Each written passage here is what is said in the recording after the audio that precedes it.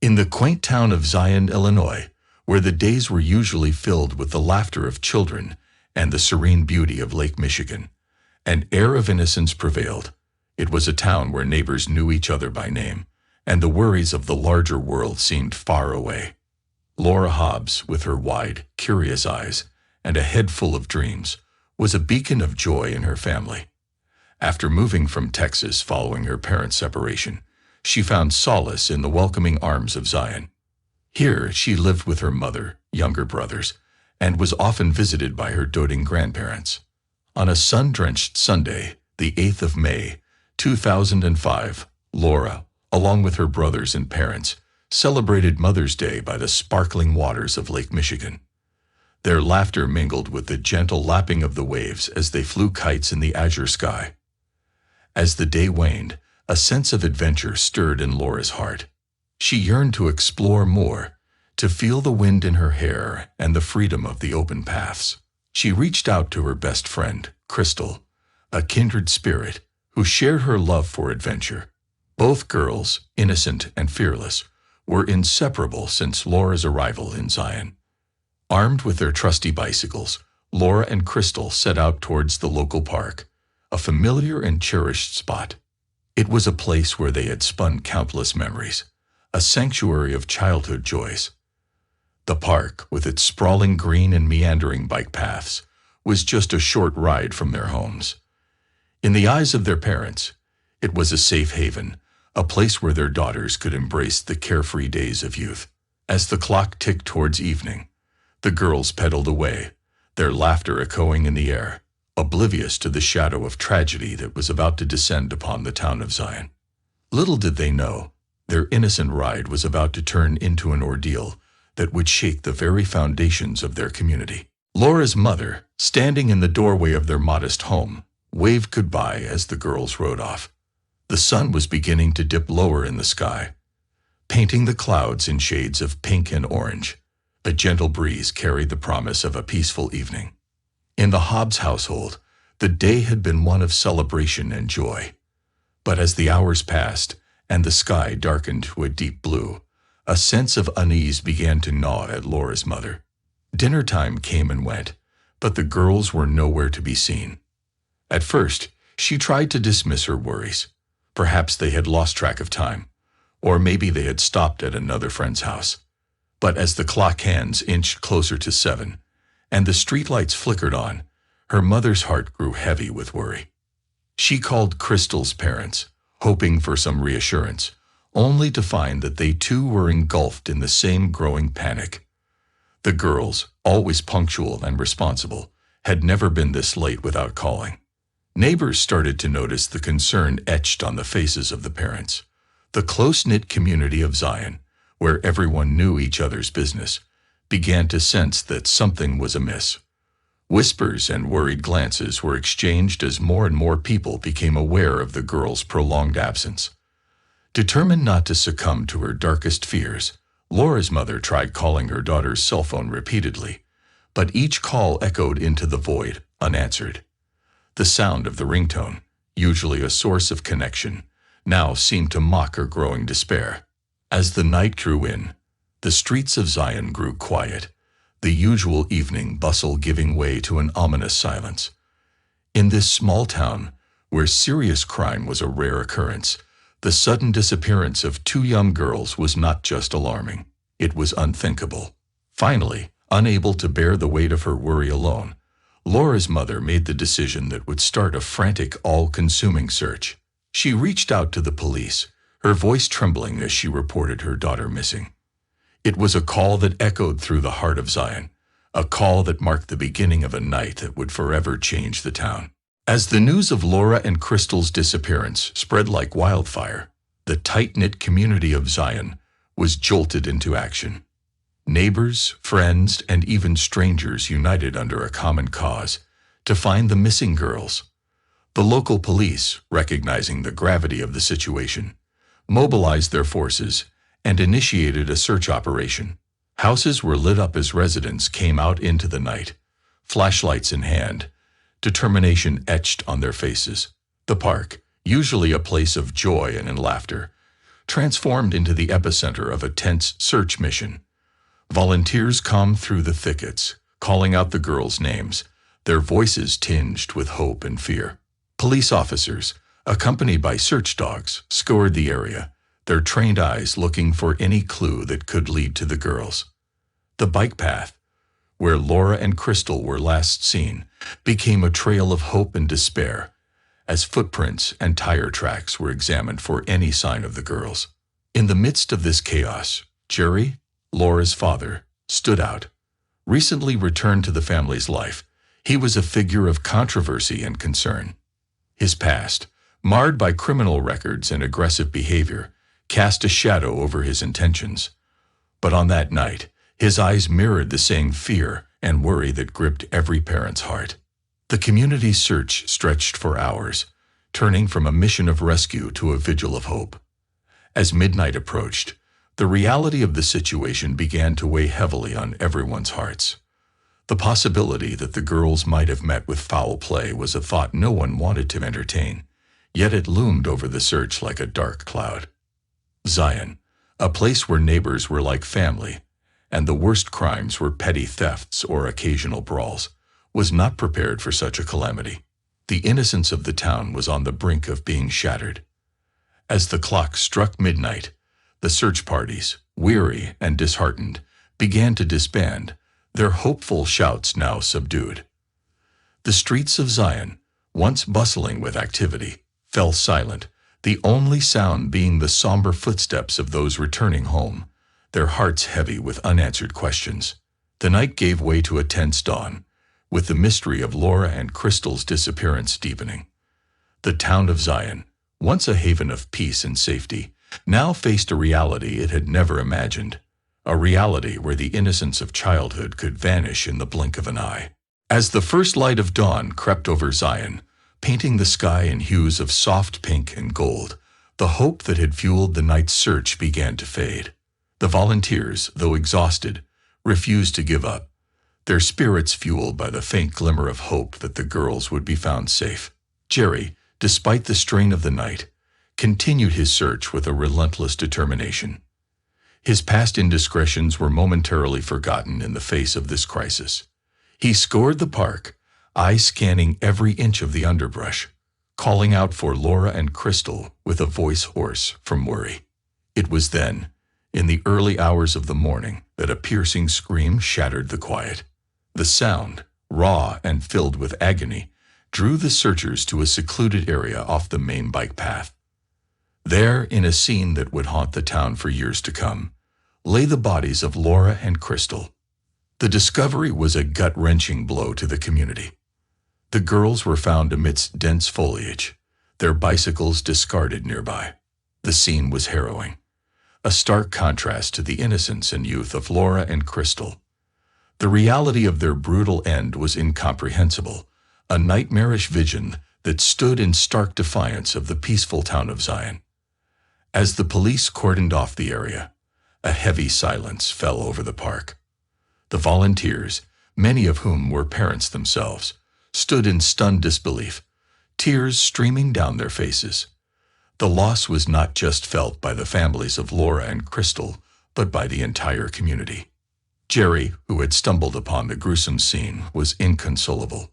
His cries of despair echoed through the trees, a poignant reminder of the fragility of life. The sight of the man, broken and shattered by the loss of his daughter, was a poignant image that would remain etched in the minds of all who witnessed it. The police, now faced with a homicide investigation, began their work with a grim determination. The once tranquil park was transformed into a crime scene, with officers combing through every inch of the area for evidence. The town of Zion, reeling from the shock, struggled to come to terms with the tragedy.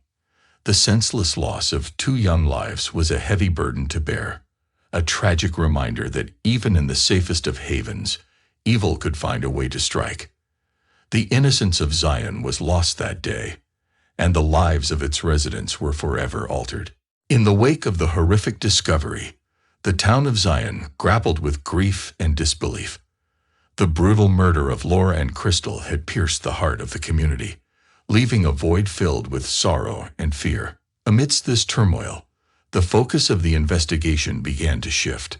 Suspicion inevitably fell on Jerry, Laura's father, whose troubled past suddenly came under intense scrutiny. His recent reintegration into the family, following the history of criminal behavior and aggressive incidents, raised uncomfortable questions. Jerry's past was like a dark alley in his life's journey. He had been known for substance abuse in his youth and had a record of violent confrontations. The most notable incident, a heated argument with his wife in Texas that escalated into a dangerous chase with a chainsaw, had been the catalyst for his family's move to Zion. His strained relationship with his family, particularly after the chainsaw incident, painted a picture of a man battling his inner demons.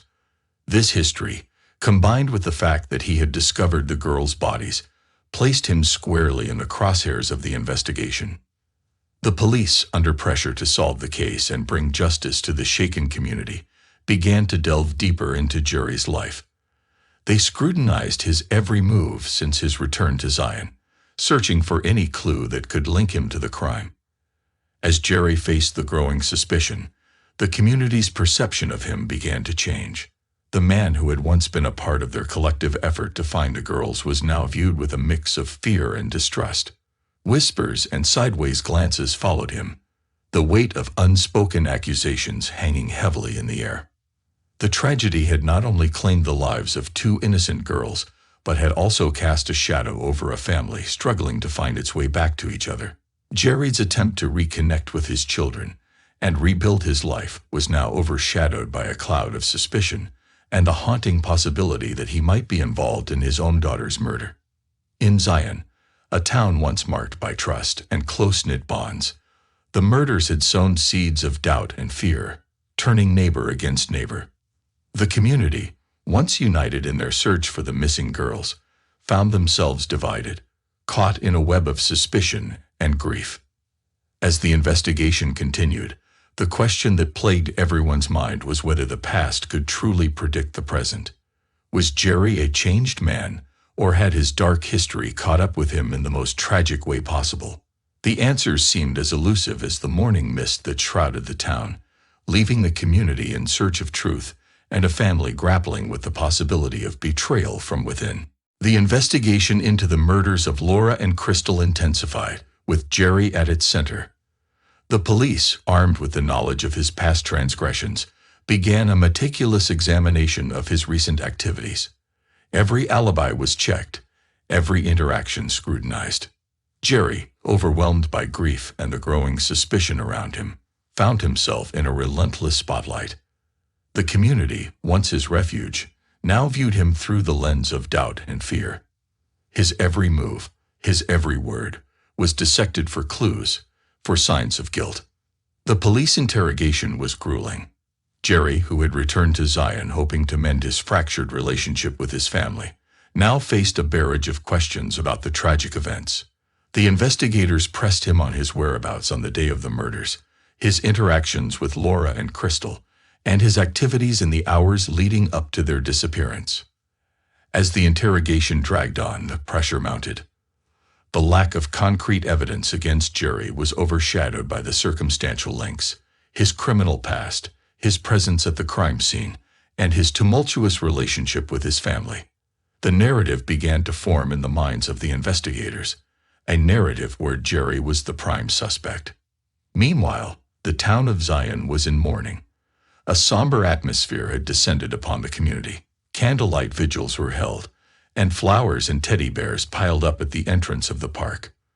The residents grappled with the dual feelings of grief for the loss of Laura and Crystal, and the unsettling notion that the perpetrator might be one of their own. The media descended on the small town, their cameras and microphones capturing the heartache and suspicion that hung in the air. The story of the tragic murders and the father under suspicion became a subject of national interest, a true crime narrative unfolding in real time. As Jerry's interrogation continued, the community awaited answers. The desire for closure, for justice for Laura and Crystal, was palpable. Yet the nagging question remained, was Jerry truly capable of harming his own daughter and her friend? Or was he simply a man with a troubled past caught in the most tragic of circumstances? In Zion, where trust and safety had once been taken for granted, the murders had opened a Pandora's box of doubts and fears. The town waited, holding its collective breath, as the police worked to untangle the web of evidence and suspicion that surrounded the tragic loss of two young souls. As Jerry sat across from the detectives in the stark, fluorescent-lit interrogation room, the atmosphere was thick with tension. The relentless questioning continued, the detectives probing into every crevice of Jerry's past and present. Despite the lack of physical evidence tying him to the crime, the circumstantial evidence began to mount against him. The interrogation stretched on, hour after hour. Jerry, fatigued and emotionally drained, felt the walls closing in. The detectives, skilled in extracting confessions, applied pressure, presenting the narrative of a father with a violent history, now accused of an unspeakable crime. In a moment of overwhelming exhaustion and despair, Jerry's resolve began to crumble. The detectives, sensing his vulnerability, intensified their tactics. They painted a picture of a man driven by rage, a narrative that, in Jerry's fragile state, began to feel like an inescapable truth. Outside the interrogation room, the town of Zion wrestled with its own turmoil. The community, once united, was now divided. Some clung to the belief in Jerry's innocence, recalling his efforts in the search and his apparent grief. Others, swayed by his past and a growing speculation, saw him as the culprit, a man whose return to Zion had brought tragedy. As the hours ticked by, Jerry, worn down by the relentless interrogation, began to waver. The detectives, sensing an opportunity, pressed on. In a fateful moment, under the crushing weight of exhaustion and despair, Jerry uttered the words that would seal his fate. He confessed, a confession that, though muddled and inconsistent, was enough for the detectives. The news of Jerry's confession spread rapidly, sending shockwaves through the community. The revelation was met with a mix of relief and horror. Relief that the perpetrator might have been caught, and horror at the thought of a father capable of such an act. The media, ever present, broadcasted the news, painting Jerry as a man who had succumbed to his darker nature. The narrative was set, a tale of a troubled past leading to an unthinkable present. But in the shadows of this narrative, doubts lingered. The confession, extracted under duress, was fraught with inconsistencies. The evidence, circumstantial at best, failed to paint a clear picture of the events that led to the tragic deaths of Laura and Crystal. In Zion, the truth remained as elusive as ever, tangled in a web of grief, suspicion, and fear. The community, still reeling from the loss, now faced a new reality. A reality where justice was as complex and murky as the human heart.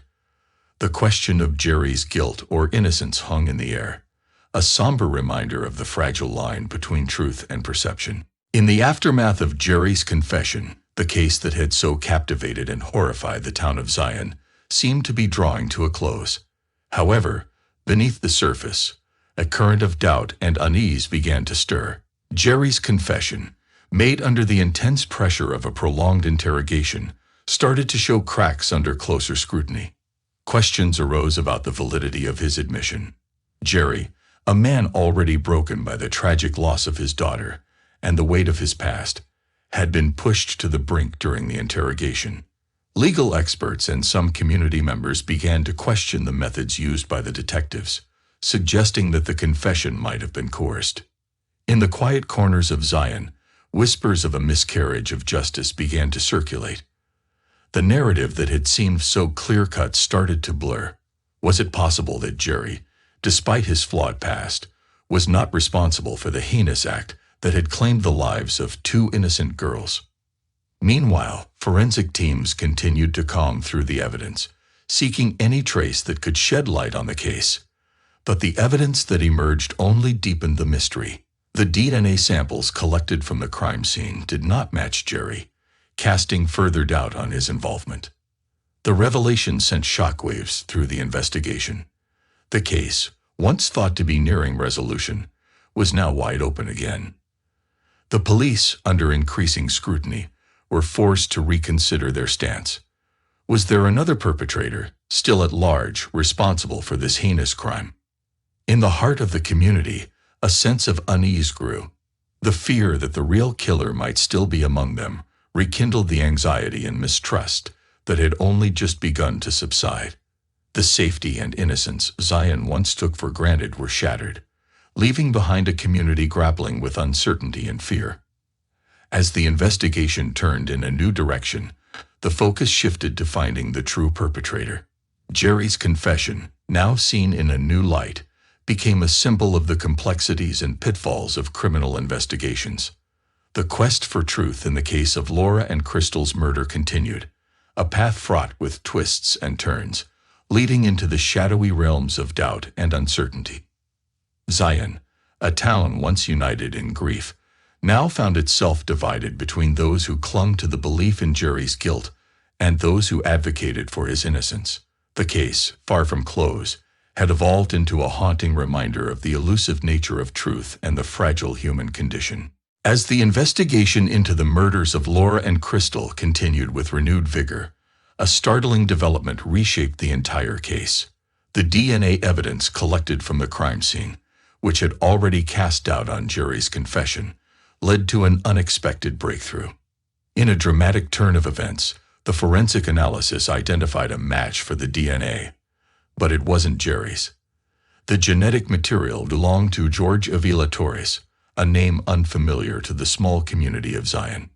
Torres was a young man with no apparent connection to Laura or Crystal, an enigmatic figure who suddenly became the focal point of the investigation. Torres, it turned out, had a history of violent behavior and criminal activities far from Zion.